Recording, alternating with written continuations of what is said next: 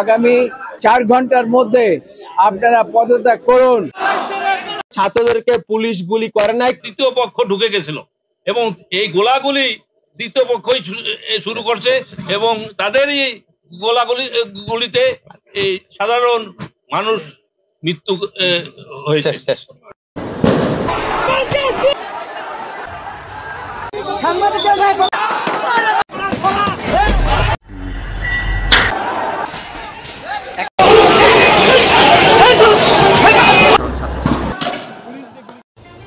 আসসালামু আলাইকুম, আমি নাইম দক্ষিণ কোরিয়া থেকে। ঈদ মোবারক। আমাদের জন্য ঈদ মোবারক হলেও ঘুম হারাম হয়ে গেছে গত 15 বছর বাংলাদেশ আওয়ামী লীগের মধ্যে যারা দুর্নীতি করেছেন, লুটপাট করেছেন, সেই সকল সচিব, প্রশাসনের কর্মকর্তা, পুলিশ বা বিভিন্ন সেক্টরে যে সকল বড় বড় রাঘব বোয়াল যারা পেট পুরাই ফেলছিলেন, আপনারা টাকা পয়সা ফুইলা ফাইপা এর নামে সের নামে বউ শালি দুলাবাই, হ্যাঁ, যে যার নামে পারছেন, যে অবৈধ সম্পত্তি জোড়াইছেন, কাঁচা টাকাগুলা আপনারা কিন্তু শেষ। একটা সিস্টেম প্রণয়ন করেছে ডক্টর ইউনূসের সরকার।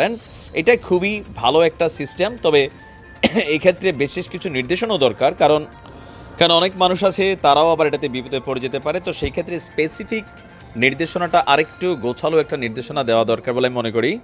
তো এখন সরকারের প্রথম যে সিদ্ধান্ত, এটা অর্থনৈতিক বিভাগের উপর দিয়ে আসছে, খুবই গুরুত্বপূর্ণ। গতকালকে থেকে বাংলাদেশ ব্যাংকের একটা প্রজ্ঞাপন আপনারা দেখছেন যে 1 লক্ষ টাকার বেশি আপনি কোনো টাকা তুলতে পারবেন না। এটার শুরুয়াতটা দেখেন।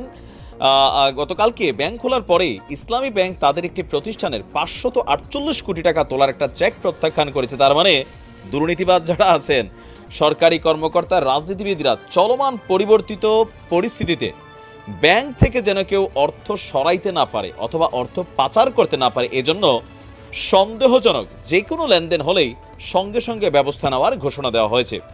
পরিচিত বা স্বজনপ্রীতি করে যদি কেউ ছাড় দেয় তাদের বিরুদ্ধে কঠিন ব্যবস্থা নেওয়া হবে বলে ঘোষণা এসেছে। আর এই বিষয়টা মনিটরিং করছে বাংলাদেশ ফিনান্সিয়াল ইন্টেলিজেন্স ইউনিট। এটা সবসময় ছিল, তবে কাজ করছে কম আর কি, এবার কাজ করতে হচ্ছে। গতকালকে দেশের সব রাষ্ট্রায়ত্ত ও বেসরকারি ব্যাংকগুলোর চিফ অ্যান্টি মানি লন্ডারিং অফিসারদের সাথে বৈঠক করেছে এই সংস্থাটি। আর এরপর এই মেসেজটা দেওয়া হয়েছে সারা বাংলাদেশের সকল ব্যাংকে। বৈঠক শেষে কর্মকর্তারা বলছেন, বৈঠকে কড়া বার্তা দিয়ে বলা হয়েছে দেশে এখন পরিবর্তিত পরিস্থিতি চলছে, ফলে অনেক দুর্নীতিবাজ সরকারি কর্মকর্তা ও রাজনীতিবিদ, সন্ত্রাসীরা অর্থ সরানো এবং অর্থ পাচারের চেষ্টা করবে। তাই এখন থেকে যে কোনো ধরনের লেনদেন, মানি লন্ডারিংয়ের সব নিয়ম নীতি শতভাগ পরিপালন করতে হবে। যদি কোনো ব্যক্তির কোনো লেনদেন সন্দেহজনক বলে মনে হয় তাহলে জানাতে হবে। কোনো প্রকার পরিচিতি বা স্বজনপ্রীতি করে ছাড় দিলে সেই কর্মকর্তার বিরুদ্ধেই ব্যবস্থা নেওয়া হবে। ইভেন যদি কোনো কারোর লেনদেনটাকে সন্দেহজনক মনে হয়, সঙ্গে সঙ্গে আপনার কি বলা যে তাকে আইনের আওতায় আনার জন্য ভূমিকা পালন করতে হবে। আমরা যদি দেখি এখানে নানান ধরনের গতকালকের বৈঠক শেষে অনেক ধরনের অ্যাক্টিভিটিস সামনে আসছে, তবে এটাতে অনেকে একটু বিপদেও আছেন। যেমন ধরেন যারা ব্যবসায়ী মানুষ আছেন তাদের, বা যারা বিভিন্ন বিশেষ করে ব্যবসায়ীরাই এটার মধ্যে একটু ঝামেলায় পড়তে যাচ্ছে, যেহেতু এক একজন ব্যবসায়ীর এক একদিন 5 লাখ, 10 লাখ, 50 লাখ, 1 কোটি, 2 কোটি টাকারও কাজ লাগে। তো সেই ক্ষেত্রে রেপুটেড ব্যবসায়ী যারা, এখন এটাও আসলে একটু পেঁচাইলে ইস্যু কেন ধরেন এই যে মতিউর রহমান চোর, আবেদ আলী চোর বা বেনজিরে যে চুরি করছে, তো এরা তো ভাই নিজের নামে ওইরকম টাকা রাখে না, বউয়ের নামে, লেবের নামে, ছেবের নামে, তেবের নামে। ব্যাংক আসলে মানে কয়জনের সন্দেহ করবে, বা তাদের ডাটাগুলো তো আর ওইভাবে কানেক্টেড না, সেটাকে ফাইন্ড আউট করাটা কিছুটা কষ্টকর। তবে এই সিদ্ধান্তটা একটু কষ্টকর আমাদের জন্য হলেও, বাট এটার রেজাল্টটা খুব খারাপ হবে না।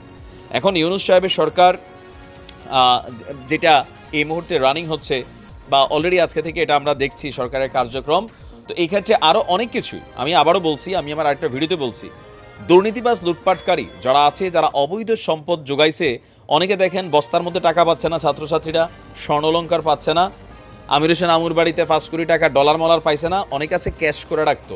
এই টাকাগুলো বাংলাদেশ থেকে যে হুন্ডি করেন না চিল্লাইয়া, এই হুন্ডির মাধ্যমে এই টাকাগুলো এরা বাংলাদেশ থেকে পাচার করে। তো এগুলা হয়তো অনেকে পাচার করছে, বাকিগুলো যেন পাচার করতে না পারে, ইউনূস সাহেবের নির্দেশে আমাদের যেই ডিপার্টমেন্টগুলো তারা এই কাজটা করবে। আর পাশাপাশি আমরা মনে করি জনগণ এদের যে জায়গা জমি বাড়ি কোম্পানি প্রপার্টি এগুলাকে সিজ করতে হবে রাষ্ট্রের, কইরা এগুলাকে জনগণের সম্পত্তি হিসাবে ঘোষণা করা রাষ্ট্র নিজের দখলে নেওয়া, সেগুলোর মালিকানা হবে, সেখানে যারা কর্মচারী আছে তারা কর্ম করবে। কারণ হঠাৎ করে একটা প্রতিষ্ঠান বন্ধ হয়ে গেলে, আবার দুর্নীতিবাজের হোক ভালো মানুষের হোক, অনেকগুলো মানুষের রুটি রিজিক সেখানে কানেক্টেড থাকে। তো এমনি তো অনেক জায়গায় অনেক মানুষ এই মুহূর্তে বেকার হয়ে গেছে, তাই না? তো সেই ক্ষেত্রে আমার মনে হয় যে প্রতিষ্ঠানগুলোকে বন্ধ না করে মালিকানা, যেমন বেনজিরের প্রতিষ্ঠানগুলো সরকার নিয়ে আনিছে, ওইরকমভাবে এদের সম্পত্তিগুলোকে নিয়ে যেতে হবে। জায়গা জমি যেগুলো আছে এগুলো বিক্রি করা, খাস জমি হিসাবে সরকার নিয়ে কেউ কাছে লিজে দিয়ে দোক, বিক্রি করে দোক, রাষ্ট্র পয়সা কামাবে, কারণ অনেক পয়সার দরকার।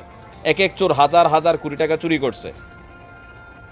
আশা করি আমরা সব কিছু পরিবর্তিত হতে যাচ্ছে। বিশেষ করে ইসলামিক ব্যাংক এসালমে নিয়োগকৃত 2017 থেকে যারা আছে সবাই বাদ দিয়া নতুন একটা ফর্মুলা আসতে যাচ্ছে, হারানো সেই গৌরব হয়তোবা ফিরে পেতে পারে। তো ধন্যবাদ ইউনূস সাহেবকে তার এমন কঠোর সিদ্ধান্তের জন্য। ভালো থাকুন।